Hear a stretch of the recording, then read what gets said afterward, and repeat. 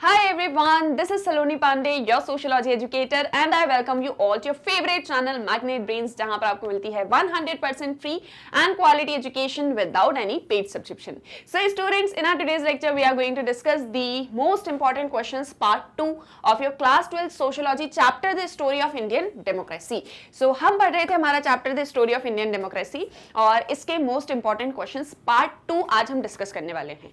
Last lecture में हमने part 1 discuss किया था. इस चैप्टर को हमने कंप्लीट कर लिया है. इसके एनसीईआरटी सॉल्यूशंस, रिवीजन, एमसीक्यू, ये सब कुछ पूरी तरह से कंप्लीट हो चुका है. आई होप सो कि आपने भी चैप्टर अपनी साइड से पूरा कंप्लीट करके रख लिया है.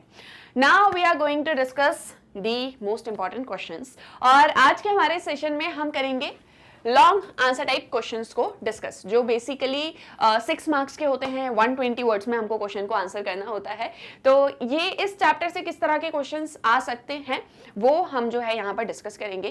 क्वेश्चंस करते टाइम साथ ही साथ में थोड़ा सा हमारा रिवीजन भी हो जाता है. हमको ये पता चल जाता है कि एक्चुअल में हमको किसी तरह के क्वेश्चन में किस तरह का आंसर देना है. या जैसे फॉर एग्जाम्पल मान लो आपने ये चैप्टर कंप्लीट कर लिया है, the story of Indian democracy. अब कोई आपसे इस पर किसी तरह का क्वेश्चन पूछता है ना, कि आपने इस चैप्टर में ये पढ़ा था तो इसका क्या आंसर है, तो at least you are in the position to answer that.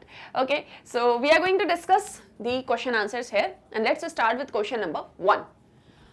How is social justice secured by Indian Constitution in Indian society? डिस्कस. ये बोल रहे हैं कि सोशल जस्टिस कैसे इंडिया का कॉन्स्टिट्यूशन एंश्योर करता है इंडियन सोसाइटी में.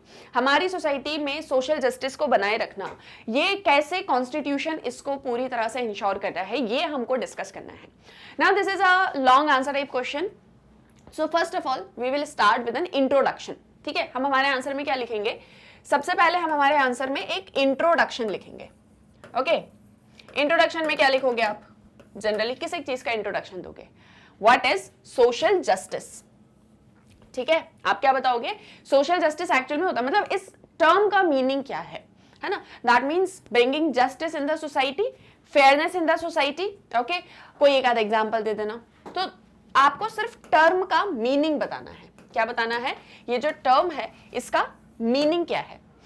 Then we will start with the constitution. इसके बाद में जो हमारी दूसरी हेडिंग होगी वो होगी इंडियन कॉन्स्टिट्यूशन में एक्चुअल में सोशल जस्टिस क्या है, या social justice in the Indian constitution. So you will write कि our preamble reads that India is a sovereign socialist secular democratic and republican country which ensures justice, that is social, political and economic. समझ में आया मैंने क्या बोला?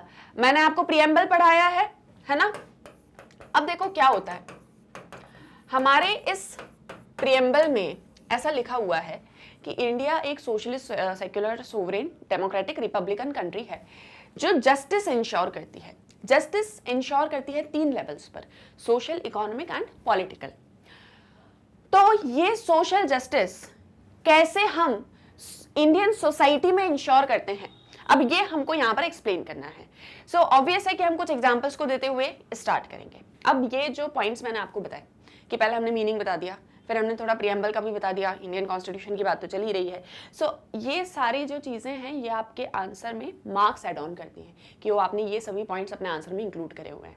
Okay, तो इसीलिए ये सारी चीज़ों का ध्यान रखेंगे. अब स्टार्ट करते हैं हमारे आंसर के साथ में कि actually what we need to write in our answer. देखो, Indian constitution has provided many mechanisms to enforce social, economic and political justice to Indian citizens. The Constitution is the source of all rules, laws and regulations in India. Constitution क्या है? What is Constitution? मैंने आपको ये बताया हुआ है, याद है? Constitution is rule book.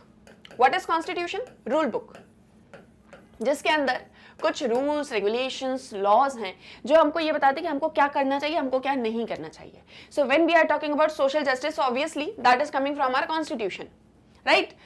Now there is a hierarchy of courts in India to enforce laws and rules passed by the state. अब इंडिया में जुडिशियरी जो पूरी है, जो पूरा जुडिशियल सिस्टम है, जो पूरा कोर्ट्स का सिस्टम है, वो एक हायरार्की में है. कैसी हायरार्की है? We all know there are many district courts, okay, then we have high courts in states, and then we have supreme court, है ना. So we have a lot of district courts, then we have some number of high courts, and then we have one supreme court, right. तो ये एक hierarchy है जो इस social justice को ensure करती है, जो क्या करती है, इस सोशल जस्टिस को इंश्योर करती है. आप ये ऐसा फ्लो चार्ट बना पाएंगे ना, कैसे बनाना है आपको, देखो मैं एक बार आपको एक रफ बना के बता देती हूँ. जैसे जुडिशरी वगैरह को लेके आप लिख रहे हैं अपने आंसर में, सो कोशिश करो कि उसमें फ्लो चार्ट्स वगैरह जो है बनाओ, थोड़ा कुछ डायग्राम वगैरह बना दो, आंसर को बहुत अच्छा से दिखाता है. ओके, सो देखो यहाँ पर देखो, जैसे कोर्ट्स की बात हम कर रहे हैं, है ना. So we can draw here like this, right. So that's your Supreme Court. There are some of the High Court, and there are many district courts. Okay, division, session court, district court, ऐसा करके बहुत सारे नाम होते हैं, but we'll make it simple, है ना. तो district courts are there, high courts are there, and there is one Supreme Court. Now, Indian Constitution provides special provisions for the protection of women and the underprivileged section of society. India का जो constitution है वो protection of women की बात करता है, वो under privilege section of the society, उनके अपलिफ्टमेंट की बात करता है. हमारे पास एक बहुत ही well organised domestic business, professional, commercial classes हैं. ये जो सब ग्रुप्स हैं ये बहुत ही वोकल हैं, है ना, and clamour for the control states resources. और सब क्या चाहते हैं, स्टेट के रिसोर्सेज उनके हाथों में रहें. अब वीकर सेक्शंस के इंटरेस्ट को प्रोटेक्ट करने के लिए हमारे पास में मैकेनिज्म है, जैसे empowerment of the poor, marginalized, poverty alleviation, equal treatment of all groups. India की अगर हम बात करें, India is one of the very unequal society. बहुत सारी इनइक्वालिटीज है हमारे यहाँ पे, like we have gender inequality. अब आप ऐसे लिख सकते हो पॉइंट्स बना के अपने आंसर में कि when we talk about gender inequality, so how the judiciary, और जुडिशरी छोड़ो, इंडियन कॉन्स्टिट्यूशन लिखो कि how the Indian constitution secures or ensures social justice here. So there is an example of article 14 to 18. Okay, you'll write article 14 to 18 जो equality की बात करता है और बोलता है equality irrespective of the fact, मतलब आप किसी के साथ में अनइक्वल ट्रीटमेंट नहीं करोगे इन चीजों को ध्यान में रखते हुए कि ये इस रिलीजन से बिलोंग करता है या ये इस सेक्स से बिलोंग करता है, etcetera. So we are talking about gender, तो आप उसमें लिख सकते हो. For example, equal pay for equal work, we have a provision of equal pay for equal work. तो ये देखो एग्जाम्पल भी हो गया, कॉन्स्टिट्यूशन भी बता दिया, इसमें सोशल जस्टिस कैसे इंश्योर हो रहा है ये भी बता दिया. Now take another example. Take the example of classes, है ना. अब जेंडर हो गया एक, दूसरा क्लास. क्लास हम समझते हैं ना, एक होती है रिच क्लास, पुअर क्लास, फलाना ढिमकाना. अब देखो क्या हो रहा है कि हमारे यहाँ पर बिजनेस क्लास भी है, प्रोफेशनल्स भी हैं, और ऐसे हैं जिनके पास में बहुत सारी वेल्थ है, और जिसके पास में वेल्थ है वो क्या चाहता है, और वेल्थ मिले. तो ऐसे में क्या हो रहा है, रिच रिच होता चला जा रहा है, पुअर और ज्यादा पुअर होता चला जा रहा है. गवर्नमेंट इंश्योर्स कि हम पॉवर्टी एलिवेशन के लिए वर्क कर रहे हैं, स्कीम्स लेकर आ रहे हैं, लॉज बना रहे हैं, और उनके अपलिफ्टमेंट के लिए पॉलिसीज लेकर आ रहे हैं. देखा ना आपने देखा, इसमें राशन कार्ड वाला कोई आप एग्जांपल दे सकते हो. So government is ensuring that because it is given in our constitution, है ना, कि हम जो है इक्वल ट्रीटमेंट सभी के साथ में करेंगे. और we have a provision of reservation. Reservation हम क्यों लेकर आए, हम रिजर्वेशन इसीलिए लेकर आए कि ऐसा ना हो जिसके पास में रिसोर्सेज हैं उसके पास और रिसोर्सेज आते चले जाएं, और जिसके पास में रिसोर्सेज नहीं है उसके पास में रिसोर्सेज बचे ही ना, है ना. So we have a provision of reservation, article 16 के अंदर आपका ये दिया हुआ है ना. तो ये आप यहाँ पर इन चीज़ों का इंश्योर करेंगे. रिलीजन वाली बात आप यहाँ पर कर सकते हो. तो बहुत सारे एग्जाम्पल्स हैं जिससे आप बता सकते हैं कि हम कैसे सोशल जस्टिस को इंश्योर कर रहे हैं. हम हमेशा वीकर सेक्शंस के इंटरेस्ट को प्रोटेक्शन की बात करते हैं. हमारे यहाँ रिलीजन की चलो बात ले लो, we have a lot of minorities. अगर हम देखें रिलीजियस माइनॉरिटी तो 80% आर हिंदूज, बाकी 20% आपके और other religions. But what we do, हम उनके अपलिफ्टमेंट के लिए भी काम करते हैं। We Indian constitution talks about secularism and Indian constitution has a different concept of secularism where they say equal respect and equal treatment of each and every religion and upliftment of the weaker sections of the society. Right तो जो minorities में weaker sections हैं जिनको हमको लग रहा है कहीं ये पीछे ना रह जाएं, है ना, मेजॉरिटी में कहीं ये दब ना जाएं, so we are doing work for their upliftment as well. Okay, तो ये हम हमारे आंसर में लिखे, ये सब लिख सकते हो ना आंसर में, जो जो मैं बता रही हूँ सब पॉइंट्स में लिखो, ठीक है। ऐसे में सोचना कि यहाँ पे मैम ने दे दिया है क्वेश्चन और आंसर भी बस यही का यही कॉपी में पूरा हम कॉपी कर देंगे, नहीं, ये नहीं करना है। जस्ट अपने आप से ही आंसर सोचो क्या लिख सकते हो, ठीक है, और फिर उसके बेसिस पे स्टार्ट कर दो। Okay, next DPSP. देखो डीपीएसपी के अंदर क्या है, वो सभी डिसेंट स्टैंडर्ड ऑफ लाइफ जो हमको वर्कर्स को देने हैं, हमको एम्प्लॉयमेंट ऑफ चिल्ड्रन के अगेंस्ट जो है सारे लॉज लेकर आने हैं या उनके लिए वर्क करना है जो अनसेफ कंडीशंस में काम करें, इक्वल पे करना है मेन एंड वुमेन के लिए, तो वो डीपीएसपी में दिया। डीपीएसपी कॉन्स्टिट्यूशन के अंदर, डीपीएसपी क्या है, स्टेट को बता रहे हैं कि स्टेट को किस तरीके से वर्क करना है, स्टेट को क्या सारे रूल्स रेगुलेशन सारी चीजों को फॉलो करना है, that we are telling to the state. अब ये सारे डीपीएसपी क्या करते हैं, क्वालिटी ऑफ लाइफ इंश्योर करते हैं। ऐसा ना हो कि कहीं पर किसी फैक्ट्री में बाल मजदूरी हो रही है ना, चाइल्ड लेबर हो रहा है, या कोई वर्क कर रहा है तो बड़ी अनसेफ कंडीशन में काम कर रहा है, या main and women same work कर रहे हैं बट मेन को ज्यादा सैलरी मिल रही है, वुमेन को कम मिल रही है। राइट, सो ये सारी चीजें जो है अगर हम चाहते हैं कि हमको ये सब कुछ नहीं करना है, so that is the responsibility of a state under DPSP given in the constitution. इन सारी चीजों के अगेंस्ट हमको प्रोटेक्शन देना है। राइट, तो ये भी कॉन्स्टिट्यूशन से आया, सोशल जस्टिस इंश्योर कर रहा है।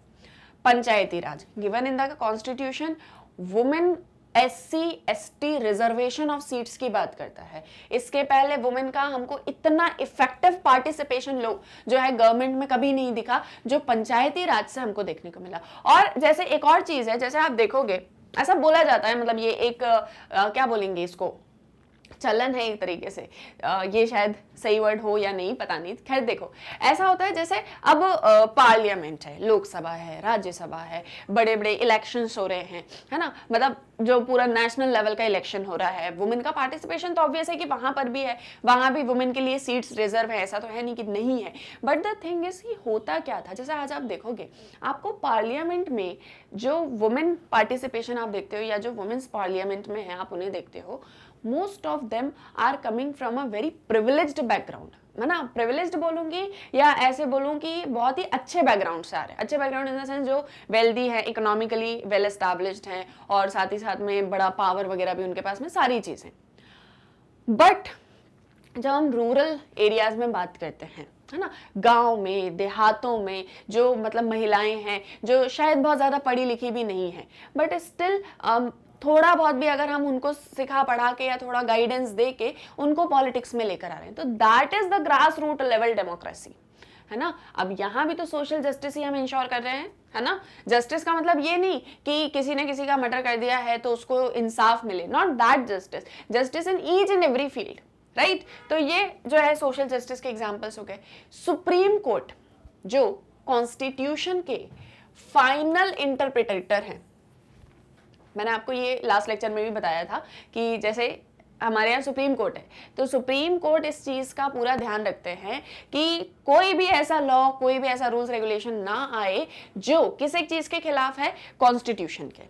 मतलब पता चला कॉन्स्टिट्यूशन में लिखा है इक्वालिटी और स्टेट कोई सा ऐसा लॉ लेकर आ रहा है जिससे इनइक्वालिटी होगी, तो उन्होंने कहा नहीं, ये चीज बिल्कुल नहीं होगी। तो इन सारी चीजों को कौन इंश्योर कर रहा है? Supreme court. Now, it has the power to extend the meaning of the constitutional provisions according to the contemporary understanding of social justice. Social justice के अकॉर्डिंग कॉन्स्टिट्यूशनल प्रोविजंस का मीनिंग बताना और उनको एक्सटेंड करना, ये सब सुप्रीम कोर्ट करते हैं, उनके पास पावर है। The apex court in some of its decisions has widen the scope of article 21। Article 21 आप कभी पढ़िएगा, कभी ऐसी समय मिल जाए ना या क्लास के बाद में मन कर जाए तो जस्ट गूगल पे सर्च कर लेना आर्टिकल 21, गूगल या यूट्यूब पे, और उसको पढ़ना, ठीक है। ऐसा नहीं कि कोई आपको पढ़ा, अब आप सिर्फ लिस्ट निकालना, list of rights in article 21, ऐसा आप डालना। आप देखोगे आपको बिलीव नहीं होगा, इतनी चीजें हैं, 21 के अंदर 21 is right to life and liberty, right. अब ये right to life and liberty का मतलब ऐसे माना जाता है, जो एक बहुत ही नैरो कॉन्सेप्ट में हम समझते हैं कि हमारे पास में जीने का अधिकार है, कोई हमको मार नहीं सकता, कोई हमारी लिबर्टी को हर्ट नहीं कर सकता, etcetera etcetera. But the moment you read this, आपको रियलाइज होगा कि इसका स्कोप कितना ज्यादा। It has right to water as well, right to clean drinking water etcetera. ये बहुत सी ऐसी चीजें जो आर्टिकल 21 के अंदर है, इन्वायरमेंट से रिलेटेड। ये सारा आर्टिकल 21 का स्कोप वाइडन करने का काम किसने किया है? Apex court. एपेक्स कोर्ट हम किसे बोलते हैं? सुप्रीम कोर्ट को। कहीं एपेक्स कोर्ट पढ़ो तो ऐसा मैं सोच नहीं ये कौन सा नया कोर्ट है। Apex court is the supreme court, है ना। तो ये सारा कुछ जो है इन्होंने किया ताकि क्या हो सके? सोशल जस्टिस इंश्योर हो सके। Is that clear? Social justice का आप कंसेप्ट बिल्कुल ऐसे छोटा सा मत समझना कि ये सोशल जस्टिस एक बहुत ही नैरो कंसेप्ट है, नहीं, इसका स्कोप बहुत वाइड है। सो ये वो सारे पॉइंट्स हैं जो हम हमारे आंसर के अंदर इंक्लूड करेंगे, है ना। और फिर उसके बाद फाइनली कंक्लूजन, किस तरीके से इंडियन कॉन्स्टिट्यूशन इंडियन सोसाइटी में सोशल जस्टिस को इंश्योर करता है। बस हो गया खत्म, समझ भी आ गया, है ना, क्या पॉइंट्स लिखने हैं ये भी समझ में आ गया, और साथ ही साथ में हमने कंक्लूड भी कर दिया। तो आंसर लिखने की प्रैक्टिस अब किसको करनी है? ऑब्वियसली आपको। मैंने क्वेश्चन बता दिया, मैंने आंसर भी बता दिया, मैंने तरीका भी बता दिया, सब कुछ बता दिया। Now you have to practise it. मैं आपको सब कुछ बता सकती हूँ, लेकिन अगर आप प्रैक्टिस ही नहीं करोगे तो कैसे, है ना, तो कैसे चलेगा? तो इसीलिए प्रैक्टिस आपको जो है वो करनी होगी। Now we have another question, that is question number 2।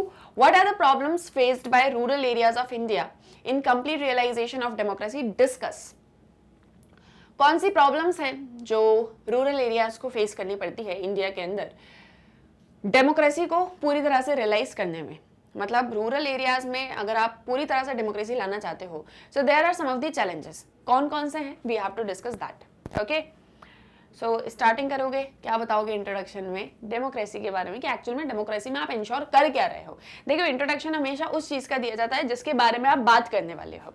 So here the major topic. आपको क्वेश्चन में ये समझना है कि मेन टॉपिक क्या है, ठीक है। जैसे आपने यहाँ पर क्या क्या चीजें पढ़ी, देखो आपने इसमें पढ़ा प्रॉब्लम्स, ठीक है, रूरल एरियाज, ठीक है, realisation of democracy. So rural areas तो बहुत सारे हैं, है ना, प्रॉब्लम्स भी बहुत सारी हैं, but the major focus that is nothing but democracy. जैसे हमने प्रीवियस क्वेश्चन नंबर 1 में देखा, मेन फोकस क्या था हमारा? Social justice. अब कॉन्स्टिट्यूशन बहुत सारी चीजें इंश्योर करता है, इंडियन सोसाइटी में बहुत कुछ होता है, but the thing is what we are talking about, the major topic is social justice. या हमारा मेन टॉपिक क्या है? डेमोक्रेसी। ये आपको क्वेश्चन में आइडेंटिफाई करना है कि मेरा क्वेश्चन किन चीजों के आसपास रिवॉल्व करना है। आपको पता है एक चीज सिखाई जाती है, आप लोग अगर कभी आगे चल के सर्विसेज वगैरह में जाना चाहेंगे, जैसे कुछ लोग आप में से होंगे, कुछ स्टूडेंट्स यूपीएससी और सारी चीजें जो करना चाह रहे होंगे, है ना, स्टेट सिविल सर्विसेज ये वो, तो क्या होता है, या इन जनरल भी मैं आपको बता रही हूँ, कभी अगर आपको ये चीज काम आए तो कोई एग्जाम वगैरह दो, जब आप बड़े हो जाते हो, बड़े इन द सेंस कि कॉलेज में आ जाते हो और आपसे एक्सपेक्टेशन एक वो मैच्योर्ड वाली होती है। अभी तक क्या होता है जनरली, जो मैंने देखा है, जो पहले से मैं देखती हुई आ रही हूँ, और हमने भी यही चीज फेस की थी, ज्यादा से ज्यादा लिखो। आप जितना ज्यादा पेजेस भरोगे आपको उतने ज्यादा मार्क्स मिलेंगे। आगे चल के ये चीजें नहीं होती। इट इज नॉट लाइक कि आप कितने सारे पेजेस भर रहे हो तो आपको कितने सारे मार्क्स मिल रहे हैं, नहीं, आप कितना रेलिवेंट लिख रहे हो, that is the most important thing. तो क्या सिखाया जाता है कि जैसे क्वेश्चन है, क्वेश्चन का कोर एरिया पकड़ो, क्वेश्चन में मेन चीज क्या कही जा रही है, ठीक है। सो जैसे हमको दिख रहा है democracy, so that's the core of the concept कि we are talking about democracy. Democracy तो सब जगह है ना, जैसे ऐसे समझो, we are the major area that we are talking about is democracy. अब डेमोक्रेसी तो सब जगह है, बट हम किस डेमोक्रेसी की बात कर रहे हैं? We are talking about democracy in rural areas. हम बात कर रहे हैं डेमोक्रेसी जो रूरल एरियाज में है। अब रूरल एरियाज में डेमोक्रेसी को इंश्योर हम करते हैं, ठीक है, बट रूरल एरियाज तो अब इतने सारे हैं, सब जगह डेमोक्रेसी, तो सबके बारे में बताना है क्या? नहीं, सबके बारे में नहीं बताना है। आपको सिर्फ वो बताना है कि जब आप डेमोक्रेसी को इंश्योर करते हो तो प्रॉब्लम्स क्या क्या होती हैं। अब प्रॉब्लम तो बहुत सारी हैं डेमोक्रेसी को इंश्योर करने में। कितनी सारी प्रॉब्लम है? कास्ट से रिलेटेड भी प्रॉब्लम है, वुमेन से रिलेटेड भी प्रॉब्लम है ना, पॉवर्टी की भी प्रॉब्लम, बहुत सारी प्रॉब्लम है। ठीक है, तो अब मेरा मेजर फोकस कहाँ पर है, मुझसे क्वेश्चन में क्या पूछा। अब खैर इतनी चीज यहाँ पर डिफाइन नहीं की है और इतना डिटेल में मैं अभी आपको ले भी नहीं जाऊंगी, क्योंकि अभी आप क्लास 12th में ही हो, अभी ना आप कॉलेज में आए हो और ना अभी आप आगे जा रहे हो। बट दिस इज समथिंग कि आपको यहाँ पर अपने कोर एरिया को डिफाइन करना होता है कि एक्चुअल में मुझे लिखना क्या है। कुछ स्टूडेंट्स होते हैं जो डेमोक्रेसी के ही आसपास घूमते रहते हैं, वो डेमोक्रेसी ही बताएंगे कि डेमोक्रेसी होती क्या है, पूरे आंसर में डेमोक्रेसी बता देंगे, कोर तक तो पहुंचते ही नहीं है। कुछ होते हैं जो थोड़ा डेमोक्रेसी और रूरल एरियाज के बारे में बताते हैं, ठीक है, स्टिल अभी भी आप कोर तक नहीं पहुंचे, है ना। कुछ होते हैं जो रूरल एरियाज डेमोक्रेसी बताते हैं, प्रॉब्लम्स भी बताते हैं, लेकिन प्रॉब्लम्स को डिटेल में एक्सप्लेन नहीं करते।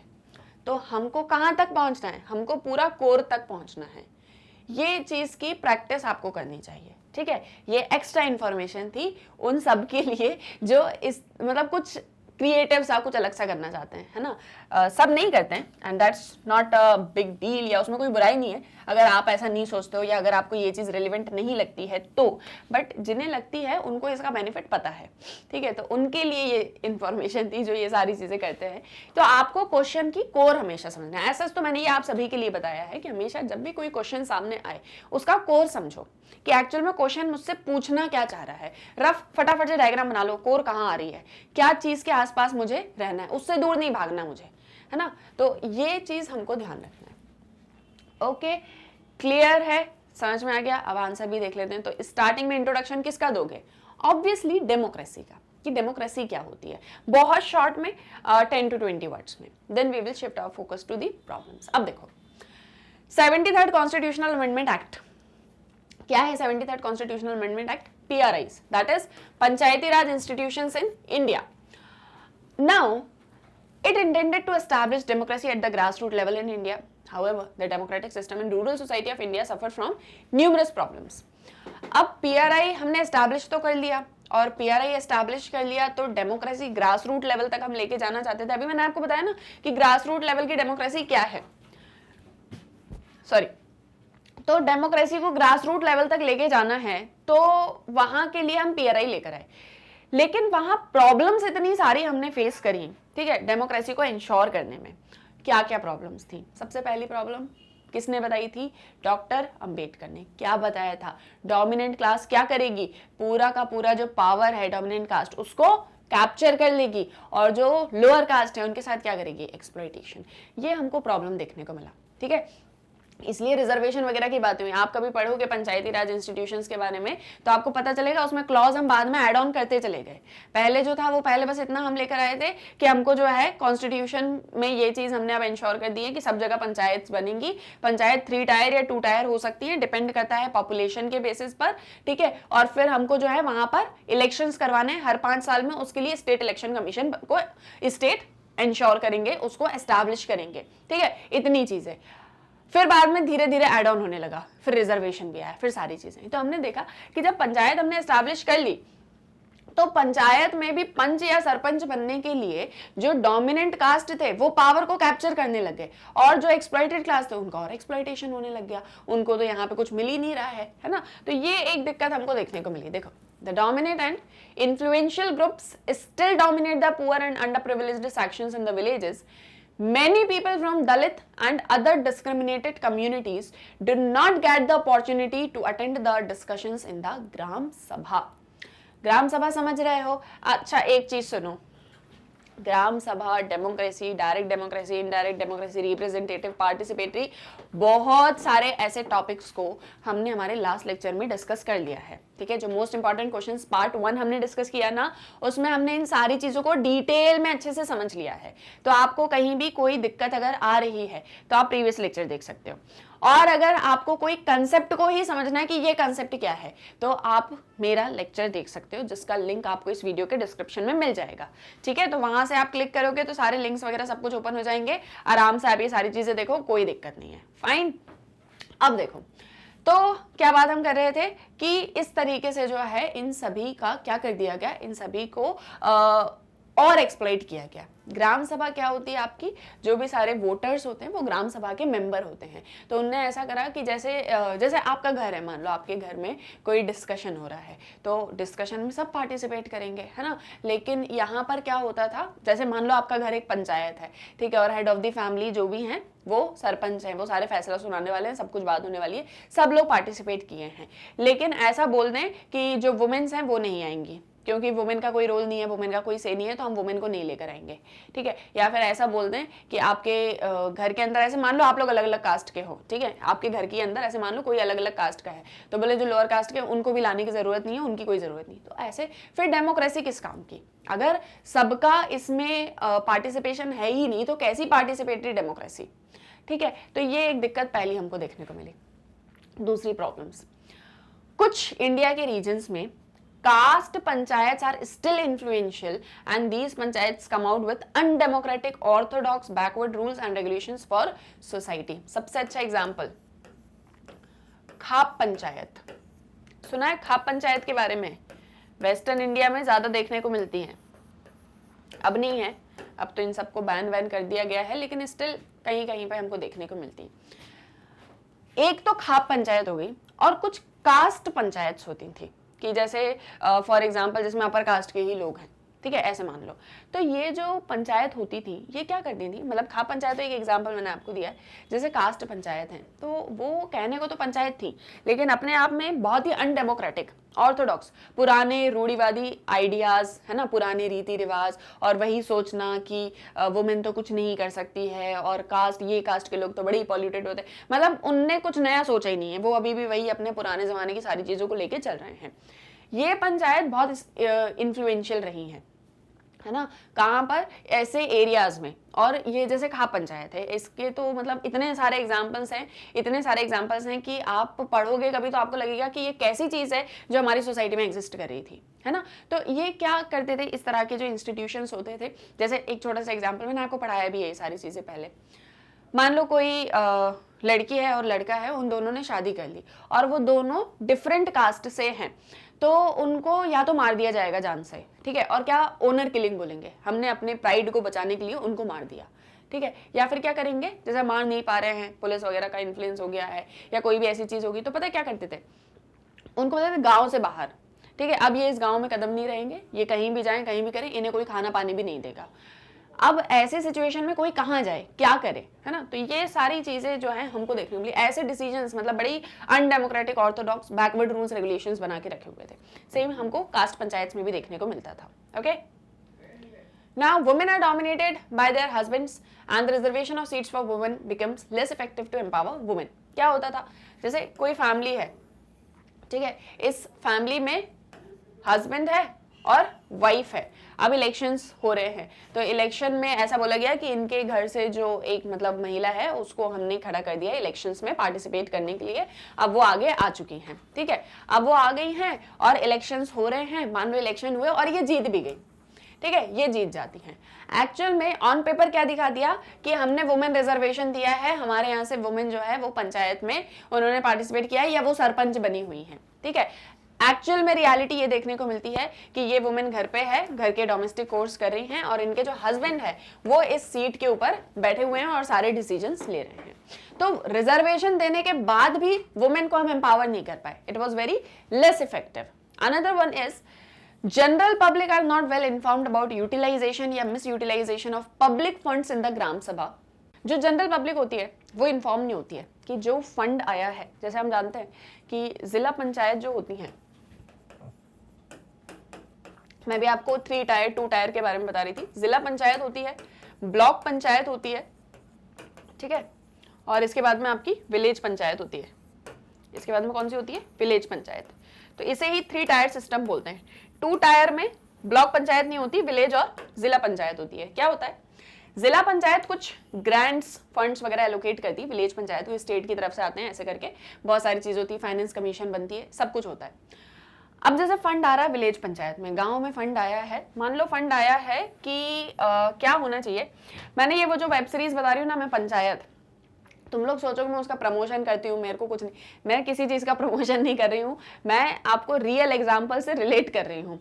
आपने वो वेब सीरीज देखी तो भी अच्छी बात है, नहीं देखी तो भी कोई बुराई नहीं है, इट्स ओके। इसमें क्या होता है, देखो फंड आता है, फंड आता है स्ट्रीट लाइट्स के लिए, ठीक है। थोड़ा एक आध शायद कुछ अगर इधर उधर गलत हो तो ठीक है, इतना याद नहीं रहता, लेकिन सुनो फंड आता है स्ट्रीट लाइट्स के लिए। कुछ 13 या 12 स्ट्रीट लाइट्स जो है लगनी होती है। अब ऑब्वियस है कि स्ट्रीट लाइट लगेगी तो गांव में उजाला रहेगा, है ना, रात को अंधेरा नहीं होगा। तुमने देखा है ना, रात में गांव वगैरह में पूरा अंधेरा पड़ जाता है, ठीक है। अब भाई स्ट्रीट लाइट रहेगी तो कम से कम थोड़ा उजाला वगैरह रहेगा, अच्छी चीज़ है, लाइटिंग रहेगी, है ना। तो उन्होंने स्ट्रीट लाइट्स लेकर आए, बोले फंड दिया है, स्ट्रीट लाइट आई है, लगवाना है। अब ऑब्वियस है कहाँ लगनी चाहिए, जहाँ अंधेरा रहता है ना, ऐसी जगह लगनी चाहिए कि अच्छे से पूरे में जो है मतलब अंधेरा कहीं भी ना हो और उजाला रहे। होता यह है कि स्ट्रीट लाइट्स आती हैं पंचायत में, सरपंच जी क्या बोलते हैं, अच्छा सरपंच होती है फीमेल, लेकिन उनके जो हस्बैंड होते हैं वो सारा कुछ संभाल रहे होते हैं और वो घर पे वही अपना डोमेस्टिक कोर्स, खाना बनाना, बच्चे संभालना, ये सब कर रही होती हैं। तो और यहाँ पर एक उसको भी दिखाया है, सचिव जो सेक्रेटरी होता है पंचायत का, उसको भी दिखाया, ठीक है। एक्चुअल में उसी की लाइफ के अराउंड में सारा कुछ बना हुआ है, जीतू भैया आपके।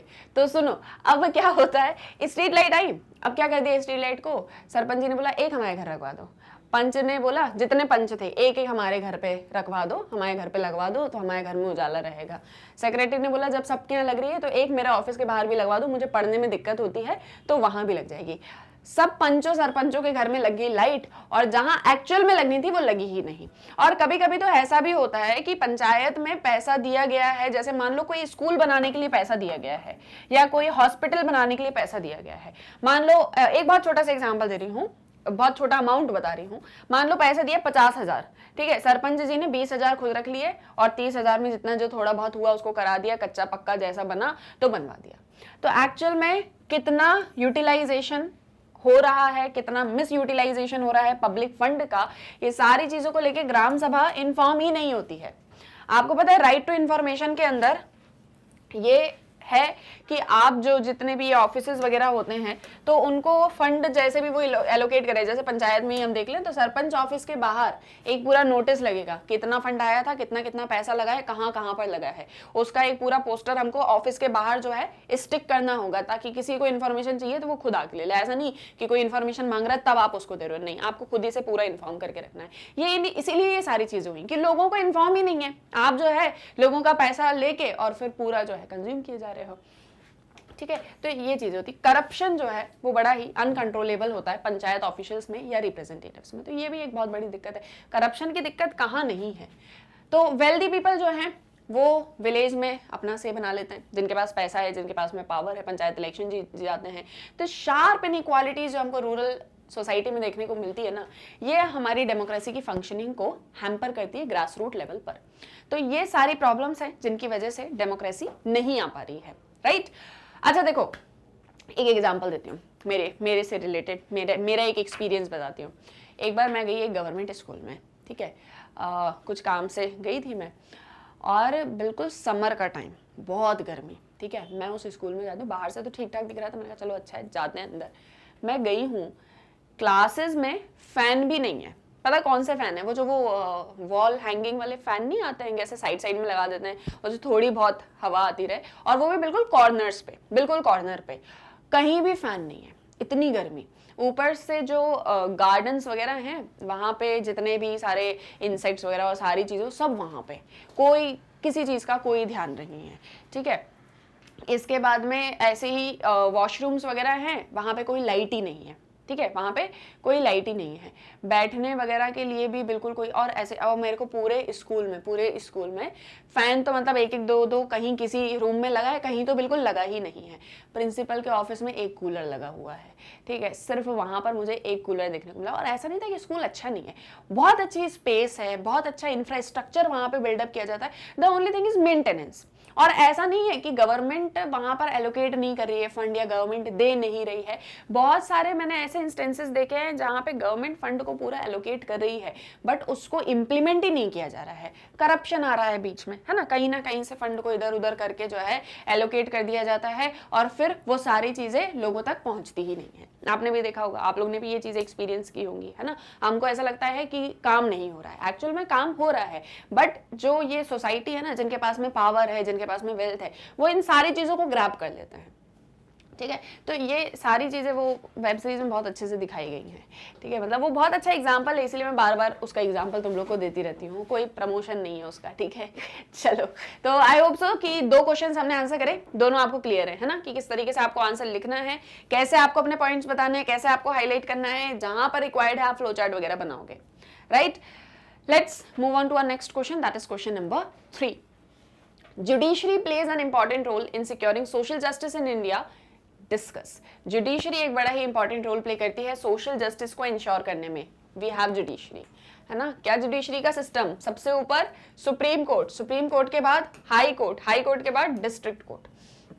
अभी प्रेजेंटली 25 अप्रोक्सीमेटली, एग्जैक्ट नंबर मुझे याद नहीं है, 24, 25 या 26 ऐसा कुछ है, बट 25 मुझे याद आ रहा है कि इतने हाई कोर्ट्स जो हैं वो इंडिया में हैं। अब ये अगर तुम मेरा लेक्चर बहुत बाद में देख रहे हो और नंबर चेंज हो जाए तो ऐसा मत बोलना मैम ने, मैं अभी प्रेजेंट की बात कर रही हूँ। ठीक है, कि इतने हाई कोर्ट जो है इंडिया में है। हर एक स्टेट का अपना हाई कोर्ट होता है, कभी कभी ऐसा होता है कि 2 स्टेट का मिला के कोई एक हाई कोर्ट बना दिया जा रहा है ना। तो ऐसे करके टोटल 25 हाई कोर्ट्स समथिंग है हमारे पास में, और फिर उसके बाद में डिस्ट्रिक्ट कोर्ट्स आते हैं, आपके सेशन कोर्ट हो गए, ये सारे चीजें हो गई, न्याय पंचायत आपने डिस्कस किया ही हुआ है। तो एक पूरा जुडिशरी का सिस्टम अगर हम बनाने चले तो ये जो पूरा जुडिशरी है ये कैसे सोशल जस्टिस को इंश्योर कर रहा है। अब अगेन मेजर थीम क्या है, सोशल जस्टिस, और कौन इंश्योर कर रहा है, जुडिशरी। तो अब इसमें कहीं से कोई और चीज मत लेके आ जाना अंदर, सिर्फ जुडिशरी और सोशल जस्टिस, इसके आसपास ही हम रिवॉल्व करेंगे। देखो, government of India runs according to the constitution.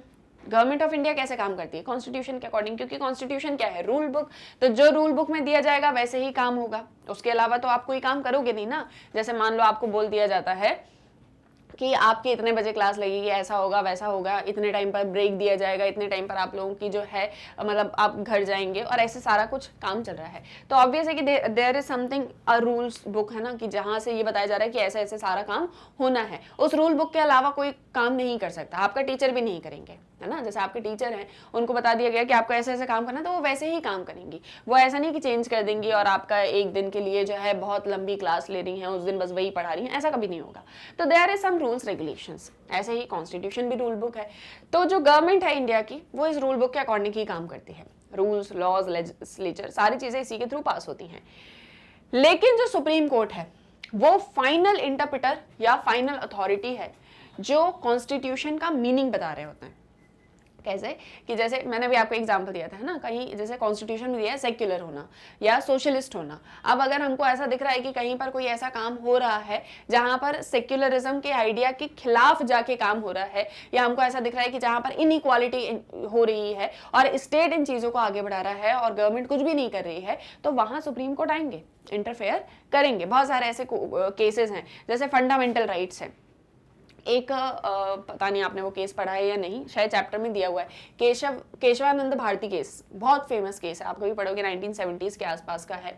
Fundamental right था हमारे कॉन्स्टिट्यूशन में, आर्टिकल 31 वगैरह था, तो उसमें लैंड राइट्स और ये सारी चीजें दी हुई थी, फंडामेंटल राइट्स था। तो उनसे उनका फंडामेंटल राइट छीन लिया गया, है ना। तो वो चले गए सुप्रीम कोर्ट, मतलब केस वगैरह बना, सुप्रीम कोर्ट में वो गए, फिर वो बहुत सारे ऐसे इंटरप्रिटेशंस हुए और बहुत सारी चीजें हुई, बेसिक स्ट्रक्चर आया।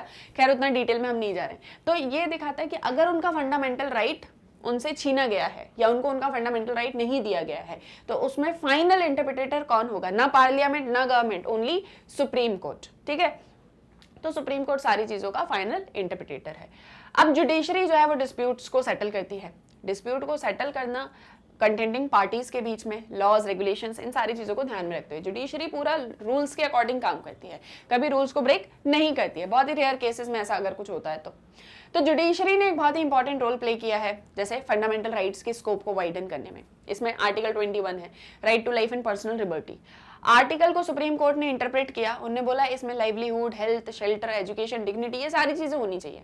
Right to life and personal liberty का मतलब ये नहीं है कि आपके पास में एजुकेशन का ही राइट ना हो, है ना। तो उन्होंने बोला कि राइट टू लाइफ में एजुकेशन का राइट भी होना चाहिए, हेल्थ का राइट भी होना चाहिए, है ना, कि आप हेल्दी रहो। ऐसा ना हो कि कहीं पर कोई इंडस्ट्री सेटअप कर दी जाती है, उसमें से इतने सारे केमिकल्स निकल रहे हैं जिससे लोगों की लाइफ अफेक्ट हो रही है ना, उनकी डेथ भी हो सकती है उससे। तो हमको ये काम नहीं करना, हमको उनकी हेल्थ को भी तो इंश्योर करना होगा। तो ये सब कुछ किसने किया? जुडिशरी ने। एज अ रिजल्ट ये जो इंटरप्रिटेशंस थे, इन सभी से रिलीफ मिलने लगा लोगों को, इवन प्रिजनर्स को भी, जिन्हें टॉर्चर या डेप्रिवेशन फेस करना पड़ता था, है ना, कि जैसे जेल में रह रहे हैं तो इनके साथ तो अत्याचार ही अत्याचार होगा, नहीं, उनने उससे एक चीज का भी स्कोप वाइडन किया। ठीक है, तो ये सुप्रीम कोर्ट या जुडिशरी ने किया। बॉन्डेड लेबर्स को रिलीज किया गया, रिहेबिलिटेट किया गया। Similarly actions have been taken to control environmentally degrading activities and provide primary health care and education. बंधुआ मजदूरी इसको खत्म करना और ऐसे जो लेबरर्स हैं उनको रिहेबिलिटेट करना, ये सब जुडिशरी ने किया। साथ ही साथ में जैसे कोई भी ऐसी एक्टिविटी जो एनवायरमेंट फ्रेंडली नहीं है, इवन एनवायरमेंट को डिग्रेड कर रही है, उसको कंट्रोल करना। प्राइमरी हेल्थ केयर, एजुकेशन सभी को मिलना चाहिए, है ना। तो इन सारी चीज़ों को इंश्योर करना। जुडिशरी सिर्फ और सिर्फ ऐसा इंस्टीट्यूशन नहीं है जो चैनलाइज कर रहा है एफर्ट्स या energy of the government towards social welfare and development of the society. मतलब सिर्फ एक ऐसा इंस्टीट्यूशन नहीं जो सिर्फ आपको जस्टिस प्रोवाइड कर रहा है। जैसे एक दो टर्म्स आते हैं, एक होता है जुडिशियल एक्टिविज्म, है ना, जुडिशरी एक्टिवली चीजों में जो है पार्टिसिपेट कर रही है। तो ऐसे पार्टिसिपेट करना कि वो गवर्नमेंट की भी एनर्जी और सारा ध्यान जो है वो डेवलपमेंट एंड ग्रोथ, जो सोशल जस्टिस, इन चीजों की टुवर्ड्स ध्यान, मतलब बोलता ना केंद्रित करना, फोकस उनका उस साइड शिफ्ट करने की कोशिश कर रही है। सोशल मूवमेंट्स, एनजीओज, ये सब हेल्प करते हैं कोर्ट्स को कॉन्स्टिट्यूशन को इंटरप्रेट करने में, कंटेम्प्रेरी अंडरस्टैंडिंग में। जैसे एक पीआईएल होती है, पीआईएल फाइल कर सकते हो आप कोर्ट में जाके, है ना। तो उसमें जैसे कहीं पर कोई इशू हो रहा है, जैसे फॉर एग्जांपल मान लो आपका कोई एरिया है, उसके आसपास में कोई फॉरेस्ट एरिया था, उसको पूरी तरह से कट किया जा रहा है। अब आपको पता है कि अगर इस तरीके से सारे ट्रीज को कट कर दिया जाएगा, डिफॉरेस्टेशन होगा, उसके कितने सारे नुकसान हैं। तो आप उसके लिए पीआईएल लगा सकते हो कोर्ट में जाके, है ना, कि हमारे आसपास में ऐसे काम हो रहा है, आप इसको रुकवाइए। तो कोर्ट वहां पर इंटरफेयर करेंगे, है ना। तो वो सोशल जस्टिस को इंश्योर कर रहे हैं। सुप्रीम कोर्ट ने डायरेक्टिव प्रिंसिपल्स में equal pay for equal work को भी एड ऑन करवाया into the right to equality under article 14। And ये जो इंटरप्रिटेशन था, इससे बहुत ज़्यादा रिलीफ मिला। ठीक है, to many plantation and agricultural labours, जो जिनको equal pay for equal work मिल सका। क्योंकि ऐसा हो रहा था कि आप कितना ही काम कर लो लेकिन आपकी सैलरी कम है या आपको पैसा कम दे रहे हैं, किसी को उसी काम के लिए बहुत ज़्यादा पैसा मिल रहा है। तो इस एक चीज़ को उन्होंने रोका। तो इसीलिए जुडिशरी एक एजेंट है सोशल चेंज का, और सोशल जस्टिस को इंडियन डेमोक्रेसी में रियलाइज करने में हमारी हेल्प करता है। ठीक है, तो इस तरीके से जो जुडिशरी है वो ना केवल ऐसा कि लॉज, रूल्स, रेगुलेशन इनका ध्यान रखना या क्रिमिनल केसेस को फेस करना, बल्कि साथ ही साथ में सोशल जस्टिस को इंश्योर करना। जुडिशियल एक्टिविज्म, ये एक वर्ड आप यहाँ पर यूज कर सकते हो। ठीक है, बट हाँ, क्योंकि आप में से शायद बहुत से ऐसे स्टूडेंट्स होंगे जिनको इसके बारे में नहीं पता होगा, तो जिन्हें नहीं पता है वो नहीं लिखेंगे, तो ऐसा तो नहीं है कि आपके मार्क्स कट हो जाएंगे, मार्क्स आपको पूरे मिलेंगे। बट द थिंग इज कि अगर आप चाहो तो इस सारी चीजें अपने आंसर में इंक्लूड कर सकते हो। Okay, so that's about your judiciary. Now we have another question on Panchayati Raj among hill tribes. देखो, explain about the working of the Panchayati Raj among hill tribes. अभी तक जितने क्वेश्चंस करे, I hope so that is clear. Fine. So question number 4 ये बोल रहा है कि जो पंचायती राज हिल ट्राइब्स पे काम कर रहे हैं, उनकी वर्किंग को आपको थोड़ा सा एक्सप्लेन करना है कि एक्चुअल में वो कैसे काम करते हैं।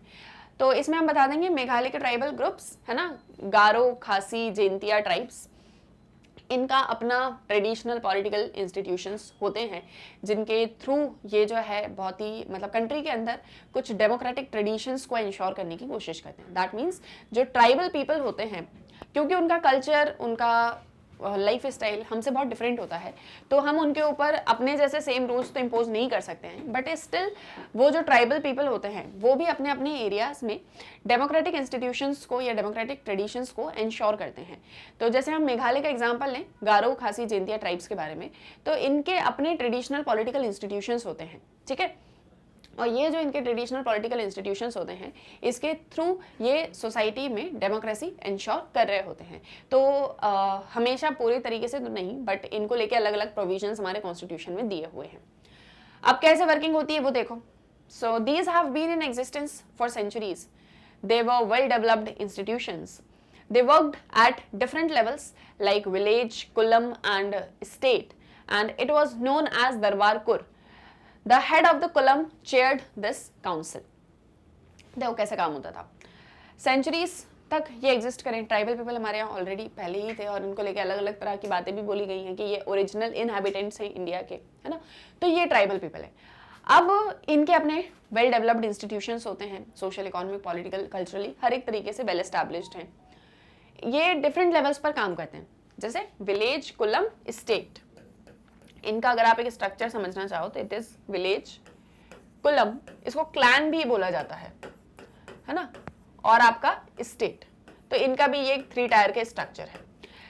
ये जो आपका विलेज लेवल और सभी पर क्या होता है, एक दरबार कुर नाम से बोला जाता है, जो पूरा जैसे अपने यहाँ ग्राम सभा होता है ना, तो दरबार कुर उसको बोला जाता है. और उसका जो हेड होता है ना, वो इसको मतलब इस काउंसिल को हेड कर रहे होते हैं. विलेज हेडमैन जनरली जो है उसको बोला जाता है.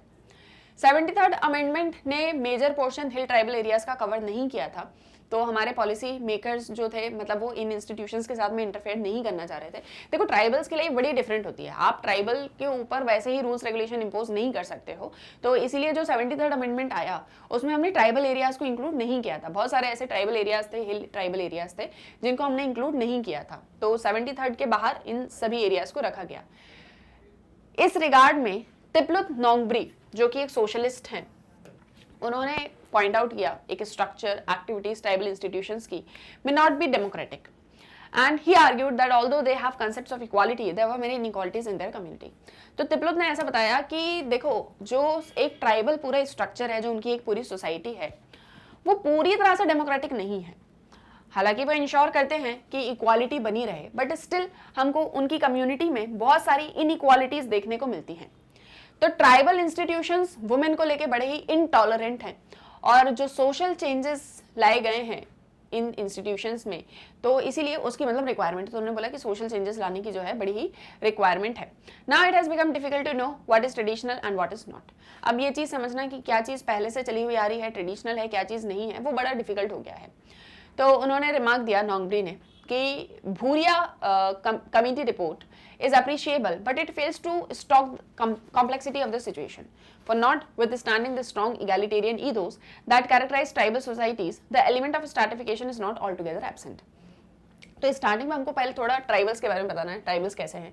फिर हम बताएंगे कि वो भी डेमोक्रेटिक इंस्टीट्यूशंस को एस्टैब्लिश करके रखे हैं, पॉलिटिकल इंस्टीट्यूशंस उनके यहाँ भी हैं.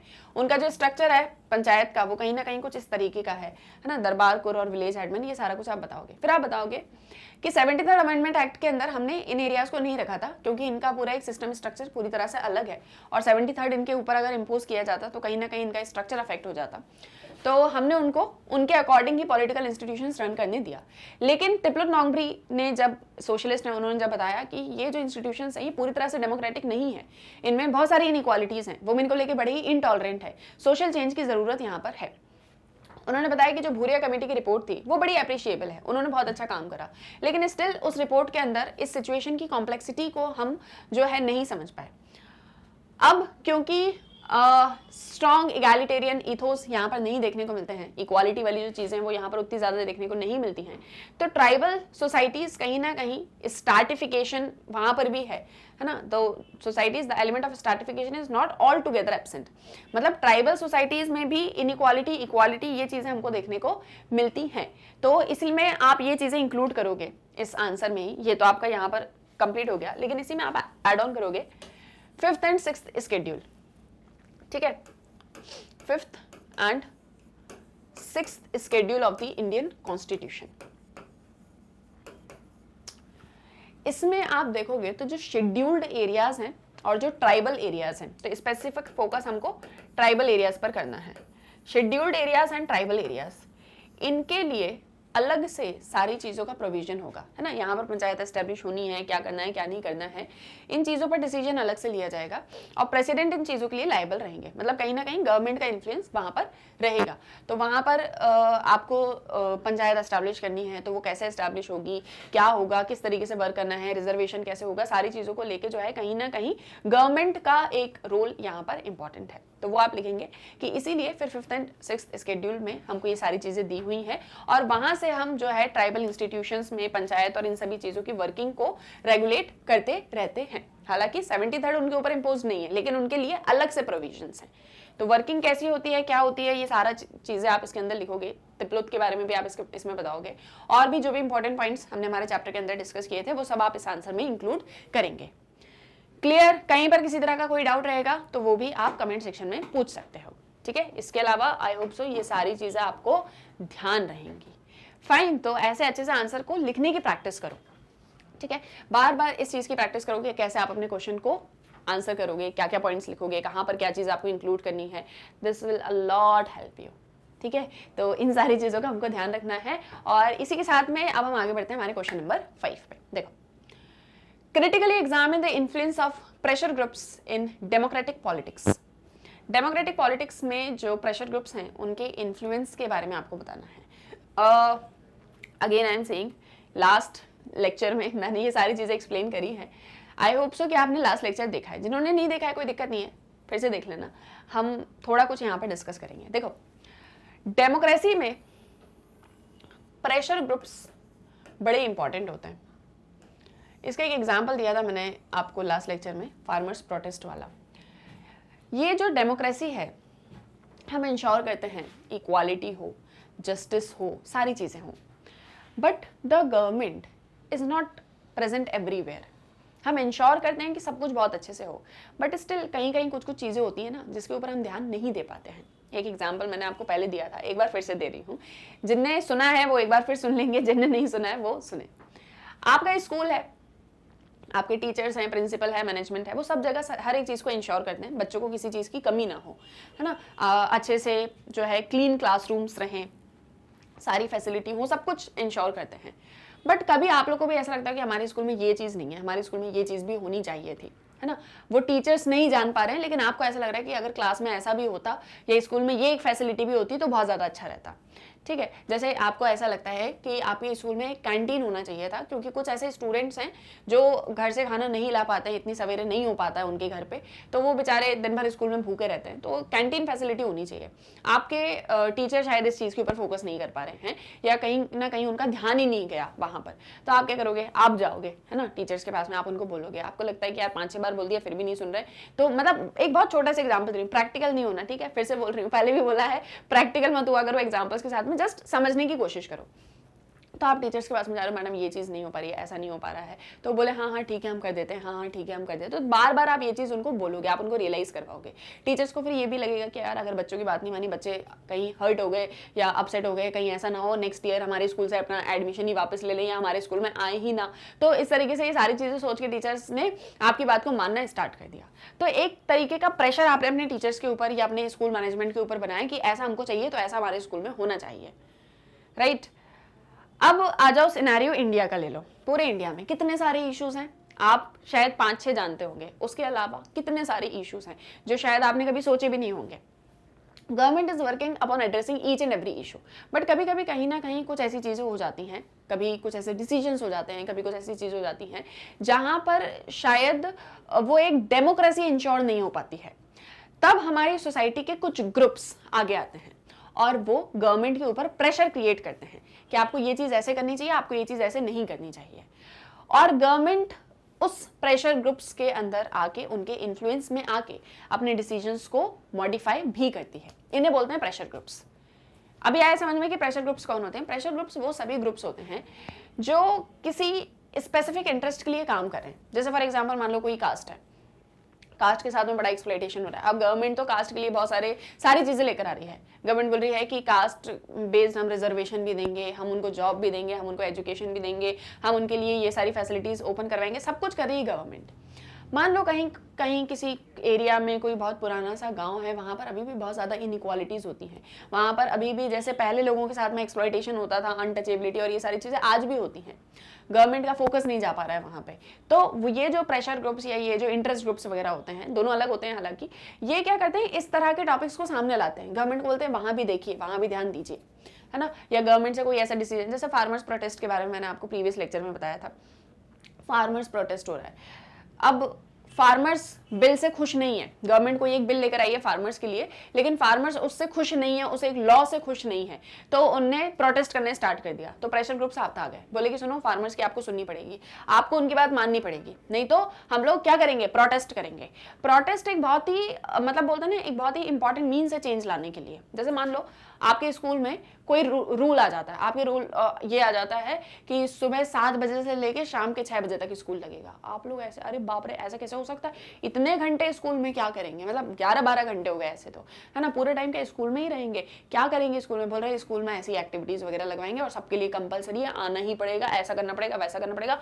आप खुश नहीं हो तो आपने कहा स्कूल ही नहीं जाएंगे। सारे बच्चों ने अपना एक पूरा ग्रुप बनाया, यूनियन बनाई और चले गए स्कूल के बाहर खड़े हो गए, है ना, बोले हम स्कूल के अंदर नहीं आएंगे जब तक आप अपना ये डिसीजन वापस नहीं लेते हो। तो ऑब्वियस है ना, स्कूल किसके लिए, स्टूडेंट्स के लिए। स्कूल में स्टूडेंट्स ही नहीं आएंगे तो आप क्या करोगे, तो जो आपका मैनेजमेंट होगा वो ऑब्वियस है कि उस डिसीजन को वापस ले लेगा, है ना। तो ऐसे करके प्रेशर ग्रुप्स इन्फ्लुएंस करते हैं डेमोक्रेटिक पॉलिटिक्स को। अब ये तो मैंने तुमको समझा दिया, पर लिखोगे कैसे, देखो। So we'll write that pressure groups are organised to pursue specific interest in the political arena. And in a vast democracy such as India, it is difficult for an illiterate peasant or literate worker to make his case to the government systematically and convincingly. Pressure groups किसी specific interest को pursue करने के लिए काम कर रहे होते हैं। डेमोक्रेसी जैसे इंडिया में बहुत सारे ऐसे इलिटरेट पीजेंट्स हैं, पढ़े लिखे लोग नहीं हैं, है ना। जैसे कोई पीजेंट है, कोई फार्मर है, कोई किसान है या कोई वर्कर है ना, भले अब वो पढ़ा लिखा हो या नहीं हो पढ़ा लिखा, वो शायद गवर्नमेंट तक अपना केस या अपनी प्रॉब्लम सिस्टमेटिकली नहीं पहुंचा सकता, है ना। आज जैसे आप मान लो कोई गांव है, गांव में कोई गरीब किसान है, भले वो पढ़ा लिखा हो या शायद ना हो उतना पढ़ा लिखा, इलिटरेट हो, है ना, तो वो कैसे उसकी कोई प्रॉब्लम है वो गवर्नमेंट तक पहुंचाएगा, कैसे, क्या करे, उसको नहीं पता, कुछ भी नहीं आता उसको, तो वो कैसे क्या करेंगे। तो ऐसे जो डिफरेंसेस होते हैं ना डिफरेंट ग्रुप्स ऑफ पीपल में, ये एड्रेस नहीं हो पाते हैं, क्योंकि all the people are not of one group. इतने सारे ग्रुप्स हैं, इतने सारे लोग हैं, सबकी इतनी अलग अलग बातें हैं, सबके अलग अलग इश्यूज हैं, सब एड्रेस नहीं हो पाते। तो एक एजुकेटेड इंडस्ट्रियलिस्ट बिजनेसमैन है, वो जैसे मान लो कोई अब मान लो कोई बहुत ही वेल्दी कोई रिच पर्सन है ना, तुम लोग समझ गए हो किसकी बात मैं कर रही हूँ, ठीक है। अब कोई बहुत ही वेल्दी कोई बड़े रिच पर्सन है, उनको कोई बात गवर्नमेंट तक पहुँचानी होगी, उन्हें समय लगेगा क्या, उन्हें बिल्कुल समय नहीं लगेगा। एक मीटिंग फिक्स करेंगे अपने सेक्रेटरी को बोल के और तुरंत काम हो जाएगा। लेकिन कोई एक गरीब किसान है या कोई मजदूर है, वो कैसे करे ये काम, वो कैसे गवर्नमेंट तक पहुंचे, ठीक है, कैसे गवर्नमेंट तक अपनी बात पहुंचाए। तो ज्यादातर लोग अपनी प्रॉब्लम्स को रिप्रेजेंट ही नहीं कर पाते हैं, ठीक है, इंडिविजुअली, लेकिन एक ग्रुप के साथ में कर सकते हैं। जैसे इंडस्ट्रियलिस्ट हैं, ठीक है, form associations such as Federation of Indian Chambers and Commerce and Industry and Association of Chambers and Commerce, Indian Trade Union Congress, Center for Indian Trade Union। जैसे हम देखते हैं वर्कर्स हैं, वर्कर्स अपनी बात गवर्नमेंट तक नहीं पहुंचा पाते, तो वर्कर्स अपनी यूनियन बनवा लेते हैं, है ना, वर्कर्स यूनियन हो जाती है।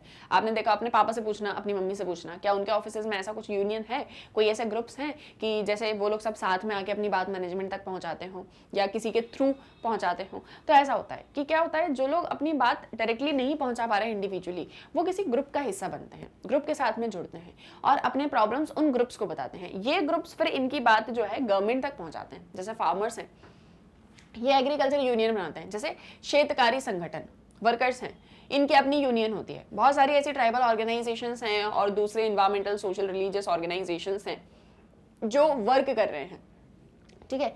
ये जो सब प्रेशर ग्रुप्स हैं, इनमें एबिलिटी नहीं है कि ये गवर्नमेंट को प्रेशराइज कर सकें, है ना। So still all pressure groups play an important role in a democracy. मतलब प्रेशर ग्रुप्स के पास में गवर्नमेंट को उतना प्रेशराइज करने की एबिलिटी नहीं है, लेकिन स्टिल जब वो सब साथ में मिलके काम करते हैं तो वो डेमोक्रेसी को में एक बहुत ही इंपॉर्टेंट रोल प्ले करते हैं। Pressure groups, widely recognized as an important part of democratic process. Pressure groups often represent viewpoints of people who are dissatisfied with current conditions in society. Pressure groups democracy में बड़ा important role play करते हैं, इनको recognise किया जाता है। कभी कभी ये उन लोगों का व्यू पॉइंट भी गवर्नमेंट तक पहुंचाते हैं जो सोसाइटी की करंट कंडीशन से खुश नहीं है। जैसे एक छोटा सा एग्जाम्पल देती हूँ, आपने सुना होगा, पढ़ा भी होगा, नर्मदा बचाओ आंदोलन, पढ़ा है, सुना है? पता है आपको क्या होता है, एक डैम कंस्ट्रक्ट होने वाला रहता है। जब वो डैम कंस्ट्रक्ट होता है, जैसे एक ये एरिया है कोई नदी का, यहाँ आसपास लोग रहते हैं, बहुत सारे लोग रहते हैं यहाँ पे आसपास। अब क्या हो रहा है, बोल रहे हैं कि यहाँ डैम कंस्ट्रक्ट करेंगे। अब डैम कंस्ट्रक्ट होगा तो लोगों को डिस्प्लेस होना पड़ेगा, है ना, वहां से अपनी जगह छोड़ के उनको जाना पड़ेगा। अब जाएंगे तो कहाँ रहेंगे, क्या करेंगे, और गरीब हैं, कुछ मजदूर हैं, कुछ नहीं पता क्या करना है आगे, छोटे छोटे बच्चे हैं साथ में, कहाँ लेके जाएंगे। तो ऐसे में कुछ ग्रुप्स होते हैं या कुछ ऐसे लोग आते हैं जो इनकी बात सुनते हैं, इनकी इशू को बोलते हैं हम आपकी इशू को गवर्नमेंट तक पहुंचाएंगे। तो ये प्रेशर ग्रुप की तरह काम करते हैं, गवर्नमेंट को बोलते हैं कि यहाँ डैम कंस्ट्रक्ट नहीं होना चाहिए, और क्योंकि लोग डिस्प्लेस हो रहे हैं उनको रिहैबिलिटेट करिए। तो ऐसे करके गवर्नमेंट जो है उनकी बात सुनती है, फिर प्रेशर में आके जो है, और ये सारा काम यहाँ पर होता है कि किस तरीके से हम उनको रिहैबिलिटेट भी करें, उनका किसी तरह का कोई प्रॉब्लम ना हो, डैम कंस्ट्रक्ट करना है नहीं करना है, वो सारी चीजें होती हैं, फिर उस पर पूरा आंदोलन चलता है ना। ये मैंने पढ़ाया भी आप लोगों को, ठीक है। तो ये है कुछ प्रेशर ग्रुप्स, ठीक है, जो जब साथ में आते हैं ना तो गवर्नमेंट को इन्फ्लुएंस करते हैं। तो डेमोक्रेसी में इनका जो रोल है वो बहुत ही ज्यादा इंपॉर्टेंट है। इनका जो व्यू पॉइंट होता है वो सबके व्यू पॉइंट को लेके फिर जो है गवर्नमेंट तक अपनी बात रखते हैं। ओके, तो they work in the interest within political arena. So pressure groups contribute to political activities of the political parties and helps in mobilizing public opinion. Pressure group ना केवल इतना काम करते हैं बल्कि इसी के साथ साथ में पॉलिटिकल एक्टिविटीज जो होती हैं पॉलिटिकल पार्टीज की उसमें भी कंट्रीब्यूट करते हैं, पब्लिक ओपिनियन को जानने की कोशिश करते हैं, है ना, कि कौन सी पार्टी की तरफ किसका क्या ओपिनियन है। बहुत इफेक्टिव लीडरशिप प्रोड्यूस करते हैं, ट्रेन करते हैं फ्यूचर पॉलिटिकल लीडर्स को भी, क्योंकि आप देखोगे कभी आप ये पॉलिटिक्स वगैरह की सारी चीजें तो आपको समझ में आएंगी। प्रेशर ग्रुप्स बहुत सारे डेमोक्रेटिक अनडेमोक्रेटिक मेथड्स को भी यूज करते हैं अपनी डिमांड्स को फुलफिल करवाने के लिए। वो पॉलिसीज ऑफ द गवर्नमेंट को मोल्ड करना चाहते हैं, उनको शेप भी देना चाहते हैं, ठीक है। तो ये सारे एग्जांपल्स भी हमने इसमें दे दिए, हमारा पूरा आंसर भी कंप्लीट हो गया। तो आप इसमें प्रेशर ग्रुप्स के बारे में बताएंगे, एग्जाम्पल्स देंगे, कौन कौन से प्रेशर ग्रुप्स हैं, एग्जाम्पल देते हुए चलोगे, है ना, जैसे नर्मदा बचाओ आंदोलन हो गया, फार्मर्स प्रोटेस्ट हो गया, तो ये सब आपको इसके अंदर बताने हैं। Okay, and then your question is answer is complete. Fine, कोई डाउट तो नहीं है यहाँ तक भी? Good enough. Let's move on to another question, that is question number 6। ये पैसेज बेस्ड क्वेश्चन है। एग्जाम में अक्सर ऐसे क्वेश्चंस आते हैं कि एक पैसेज दिया होता है, उस पैसेज के बेसिस पर हमसे क्वेश्चन पूछते हैं, फिर हमको आंसर करना होता है। बहुत ज्यादा डिफिकल्ट नहीं आता, ठीक है। तो बस ये है कि पैसेज अच्छे से हमको समझना होता है। So let's start our another question, ठीक है। अभी तक जो पढ़ा वो सारा कुछ क्लियर है ना अच्छे से? कहीं किसी तरह का कोई डाउट आता है, ये चीज नहीं समझ में आई, इस चीज में डाउट हो रहा है, कैसे लिखना है, क्या करें, पैटर्न क्या, ये वो सारा कुछ कमेंट सेक्शन में पूछो, ठीक है। सब कुछ का आंसर मैं आपको कर दूंगी। So another question we have is, India exist at so many levels. The multi-religious and multicultural composition of the population with distinct streams of tribal culture is one aspect of the plurality. India बहुत सारे level पर exist कर रहा है ना। Multi religious multi cultural composition जो है population का with distinct streams of tribal culture, वो एक एस्पेक्ट है प्लूरैलिटी का। बहुत सारे रिलीजन हैं, बहुत सारे अलग अलग कल्चर हैं, बहुत सारी ट्राइब्स रहते हैं, ये सब प्लूरैलिटी को दिखाता है, इंडिया की डाइवर्सिटी को दिखाता है। Many divides classify the Indian people, और ये जो सारे डिविजन्स हैं ये इंडियंस को अलग अलग तरह से क्लासिफाई करता है। The impact that culture, religion, caste have on the urban rural divide, rich poor divide and literate illiterates divide is worried. अब ये जो इम्पैक्ट है कल्चर का, रिलीजन का, कास्ट का, ये सब कहीं ना कहीं इंडिया में अलग अलग तरह के डिविजन्स करता है। जैसे poor caste, upper caste, lower caste, rich, poor, literate, illiterate, urban people, rural people, तो ऐसे बहुत सारे डिविजन्स हैं। Deeply stratified by caste and poverty, there are groupings and sub groupings among the rural poor. Caste क्योंकि system हमारे यहाँ बहुत ज़्यादा डीपली इंग्रेव्ड है और साथ ही साथ में पॉवर्टी भी है, तो बहुत सारे हमको रूरल एरियाज में या रूरल पुअर में भी ग्रुपिंग्स देखने को मिलते हैं। जो अर्बन वर्किंग क्लास है उसमें बहुत ही वाइड रेंज है। Well organise domestic business class है, प्रोफेशनल्स की क्लास है, कमर्शियल क्लास है। ये जो अर्बन प्रोफेशनल क्लास है ये बहुत ही वोकल है अपनी चीज़ों को लेके। कंपीटिंग इंटरेस्ट जो है वो इंडियन सोशल सीन में ऑपरेट होते हैं और हर एक पर्सन पावर को कंट्रोल करना चाहता है या रिसोर्सेज को कंट्रोल करना चाहता है। ये आपका पैराग्राफ है, ठीक है। एक बार और रीड कर देती हूँ इस पूरे पार्ट को। The urban working class comprises a very wide range, then there is a well organized domestic business class as also the professional and commercial class. The urban professional class is highly vocal. Competing interests operate on the Indian social scene and clamor for control of the state's resources. Right? अब question क्या है? Question सुनो ध्यान से। What does the competing interest in Indian society clamor for? ये जो competing interest है Indian society में ये क्यों है? What does the given passage try to convey? ये पैसेज हमें क्या बताना चाहता है? Describe the characteristics of social divides in India. कितने तरह के सोशल डिवाइड इंडिया में हमको देखने को मिलते हैं। 3 पार्ट्स हैं क्वेश्चन के। पहला पार्ट है कि ये जो कंपीटिंग इंटरेस्ट हैं ये क्या चीज चाहते हैं सोसाइटी के अंदर। दूसरी, पैसेज से आपको क्या समझ में आया है या पैसेज क्या एक मैसेज हमें देना चाह रहा है, और किस तरह के सोशल डिवाइड्स इंडिया के अंदर हैं ये आपको बताने हैं। ये थर्ड पार्ट है। तो सबसे पहले क्या बताएंगे ऑब्वियसली कि किस तरह का कंपीटिंग इंटरेस्ट हमको इंडियन सोसाइटी में देखने को मिलता है। तो कंपीटिंग इंटरेस्ट जो है वो इसलिए है क्योंकि हर एक पर्सन चाहता है कि सोशल रिसोर्सेज का कंट्रोल उसके हाथों में हो, है ना। जो भी स्टेट के रिसोर्सेज हैं उसका कंट्रोल उनके हाथों में हो जाए। रिच और रिच होना चाहता है और जिसकी वजह से पुअर और ज्यादा पुअर हो रहा है। तो सब रिसोर्सेज का कंट्रोल चाहते हैं। इसीलिए यहाँ पर हमको जो कंपीटिंग इंटरेस्ट है वो इन चीजों के लिए देखने को मिलते हैं। It focuses on how Indian society is composed of multi-religious and multicultural sect। इसमें देखा जाता है कि कैसे इंडियन सोसाइटी मल्टी रिलीजियस है, मल्टी कल्चरल है। ये हमको दूसरे पार्ट का आंसर कि हमको पैसेज से क्या बताया जा रहा है, पैसेज किस चीज को हमें बताना चाह रहा है। पैसेज हमें ये बताना चाह रहा है कि इंडियन सोसाइटी जो है वो कितनी ज्यादा मल्टी रिलीजियस है, मल्टी कल्चरल है, कितनी ज्यादा डाइवर्सिटी हमको उसमें देखने को मिलती है। चाहे वो डाइवर्सिटी कास्ट, क्लास, रिलीजन किसी भी तरह की हो, जेंडर बेस्ड भी क्यों ना हो, है ना। तो बहुत सारी इनइक्वालिटीज हमको यहाँ पर देखने को मिलती है, डाइवर्सिटी हमको यहाँ पर देखने को मिलती है। ये सब कुछ आप इसमें सेकंड पार्ट में बताओगे।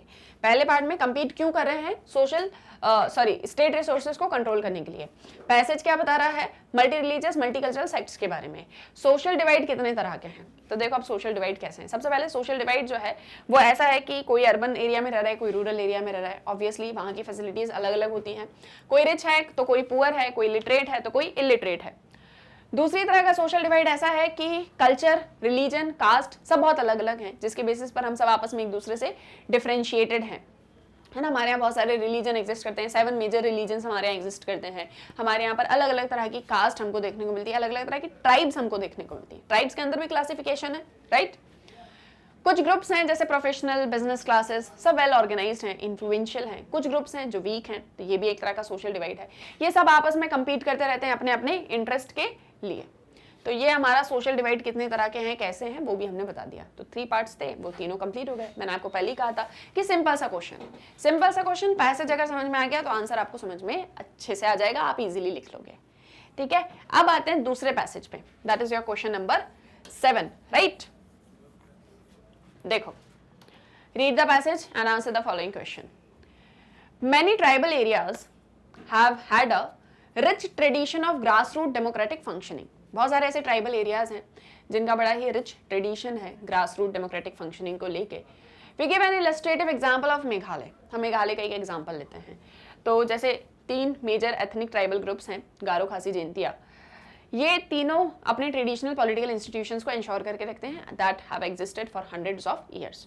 These political institutions were fairly well developed and functioned at various tiers such as village level, clan level and state level. इनके अपने डेमोक्रेटिक इंस्टीट्यूशंस हैं जो एक बहुत ही फेयर तरीके से वेल डेवलप्ड और फंक्शन करते हैं 3 टायर में। कौन कौन सा? विलेज, क्लैन और state level. For instance, in the traditional political system of Khasis, each clan had its own council known as the Darbar Kur, which was presided over by the clan headman. Though there is a long tradition of grassroots political institutions in Meghalaya, a large chunk of tribal areas lie outside the provisions of 73rd Amendment. This may be because that concerned policy makers did not wish to interfere with the traditional tribal institutions. अब जैसे इसमें example दिया है, जैसे खासी है तो खासी में जो क्लैन लेवल है उसमें पूरी क्लैन को दरबार कुर बोलेंगे। जैसे ये विलेज लेवल पर भी होता है, जो प्रिसाइड होता है क्लैन हेडमैन से, वहाँ विलेज हेडमैन होता है। अब क्योंकि हमारे यहाँ एक बहुत ही लॉन्ग ट्रेडिशन रहा है ग्रासरूट पॉलिटिकल इंस्टीट्यूशंस को लेके, जो हमको मेघालय में देखने को भी मिलता है, स्टिल ये जो ट्राइबल एरियाज हैं इसमें से एक बहुत ही लार्ज एरिया 73rd अमेंडमेंट के बाहर है, मतलब पंचायती राज इंस्टीट्यूशंस के बाहर है। ऐसा इसलिए हुआ क्योंकि पॉलिसी मेकर्स ये नहीं चाहते थे कि हम ट्राइबल इंस्टीट्यूशंस के साथ में इंटरफेयर करें या बीच में उनके जो है इंटरफेयर करके उनके कल्चर को कहीं ना कहीं हर्ट करें, ठीक है। So that was regarding your tribal areas, Panchayati Raj. Now you have a question, why some tribal areas of Meghalaya lie outside the provision of 73rd amendment? क्यों कुछ एरियाज बाहर हैं 73rd अमेंडमेंट के? इसका answer अभी हमने देखा, क्योंकि पॉलिसी मेकर्स नहीं चाहते थे कि वो ट्राइबल ट्रेडिशंस में या उनके पॉलिटिकल इंस्टीट्यूशंस में इंटरफेयर करें। इसका आंसर ये हो गया। Second, name the 3 major tribal groups that have their own traditional political institutions. कौन से हैं वो 3 major groups? Garo, Khasi, Jaintia. How these political institutions function, कैसे फंक्शन करते हैं? 3 लेवल पे फंक्शन करते हैं, village level, clan level, state level. ठीक है, तो ये हम हमारे आंसर में बता देंगे। देखो, कुछ ट्राइबल एरियाज बाहर रखे गए क्योंकि policy makers did not interfere in the traditional tribal institutions of these tribe. Some tribal areas have their own democratic political institutions, जो सालों से एग्जिस्ट कर रहे थे और हम उसके साथ में इंटरफेयर नहीं करना चाहते थे। ये जो पॉलिटिकल इंस्टीट्यूशंस हैं ये वेरियस लेवल पे वर्क करते हैं, जैसे विलेज, क्लैन और स्टेट। इसमें एग्जाम्पल ले लो खासी का, तो उनका दरबार कुर होता है जिसका हेड जो है वो क्लैन हेडमैन होता है। खासी, जैंतिया और गारो, इनका अपने ट्रेडिशनल पॉलिटिकल इंस्टीट्यूशंस होता है, वेरियस लेवल्स पर ये वर्क करता है। और इसी तरीके से हमारा ये आज का सेशन होता है कंप्लीट। ठीक है, तो आई होप सो जो 7 क्वेश्चंस हमने आंसर करे आपको वो सारे क्लियर हो गए होंगे। ठीक है, और इन क्वेश्चंस के आंसर आपको कैसे लिखने हैं ये भी आपको क्लियर हो गया होगा। ठीक है, अब आपको क्या करना है? अब आपको सिर्फ और सिर्फ प्रैक्टिस करना है। We have completed each and everything, है ना, सब कुछ हमने कंप्लीट कर लिया, क्वेश्चंस आंसर कर लिए, एमसीक्यू कर लिया, सब कुछ कर लिया, चैप्टर आपको कंप्लीट है। अब अच्छे से इसको एक बार पूरा अच्छे से रीड करो और अच्छे से क्वेश्चंस को आंसर करने की प्रैक्टिस करो। प्रैक्टिस जितनी ज्यादा करोगे उतने अच्छे ही आपके एग्जाम में मार्क्स आएंगे, उतने अच्छे से आपको चैप्टर क्लियर रहेगा, उतने अच्छे से आप चीजों को नहीं भूलोगे। तो ये सारी चीजों को ध्यान रखना है। इसी के साथ में आप प्रैक्टिस करो, कोई डाउट हो तो हमसे कमेंट सेक्शन में पूछो और हम मिलेंगे हमारे नेक्स्ट वीडियो लेक्चर में। जाते जाते एक छोटी सी इन्फॉर्मेशन कि आप मैग्नेट ब्रेन्स की वेबसाइट को कैसे एक्सेस कर सकते हो। So as you all know, daily lectures आपको मैग्नेट ब्रेन्स के यूट्यूब चैनल पर मिलते हैं। साथ ही साथ जो मैग्नेट ब्रेन्स की ऐप है वो भी प्ले स्टोर पर अवेलेबल है, आप उसे प्ले स्टोर से डाउनलोड कर सकते हैं। इसके अलावा जो मैग्नेट ब्रेन्स की वेबसाइट है दैट इज www.magnetbrains.com, जो बहुत इजीली गूगल पर एक्सेसिबल है। इसे आपको जैसे ही गूगल पर आप इसको ओपन करेंगे आपके सामने magnet brains education platform open हो जाएगा। यहाँ पर आपको सभी क्लासेस के कोर्सेज के वीडियो लेक्चर्स देखने को मिलेंगे बिल्कुल फ्री ऑफ कॉस्ट। आपको हमारे टॉपर्स भी मिलेंगे, आपको हमारे टॉप कोर्सेज भी मिलेंगे, आपको हाई क्वालिटी एजुकेशन मिलेगी विद बेस्ट टीचर्स, वो भी बिल्कुल फ्री ऑफ कॉस्ट। हम 2 लेक्चर के बाद में कोई पेमेंट आपसे नहीं मांगेंगे, ना ही कोई पेड सब्सक्रिप्शन लेने को आपको बोलेंगे। Everything is just free of cost. जो भी class, course, subject, chapter, lecture आपको पढ़ना है, just click on it, click on watch now और वीडियो आपके सामने हो जाएगा ओपन। तो आप बहुत ही इजीली इसको एक्सेस कर सकते हैं। साथ ही साथ अपने फ्रेंड्स और रिलेटिव्स को भी मैग्नेट ब्रेन्स के बारे में बताइए ताकि वो भी इस 100% फ्री एंड क्वालिटी एजुकेशन को एक्सेस कर सकें। इसी के साथ में आप मैग्नेट ब्रेन्स को इंस्टाग्राम, फेसबुक, ट्विटर, टेलीग्राम सभी पर फॉलो कर सकते हो। और इतना ही नहीं, मैग्नेट ब्रेन्स के नोट्स, बुक्स, ई बुक्स और मेरे सभी लेक्चर्स का लिंक आपको इस वीडियो के डिस्क्रिप्शन में मिल जाएगा। तो देरी किस बात की है, जल्दी से करो वीडियो को लाइक, शेयर एंड सब्सक्राइब। हम मिलेंगे हमारे नेक्स्ट वीडियो लेक्चर में। For more updates stay tuned with magnet brains. Thank you very much.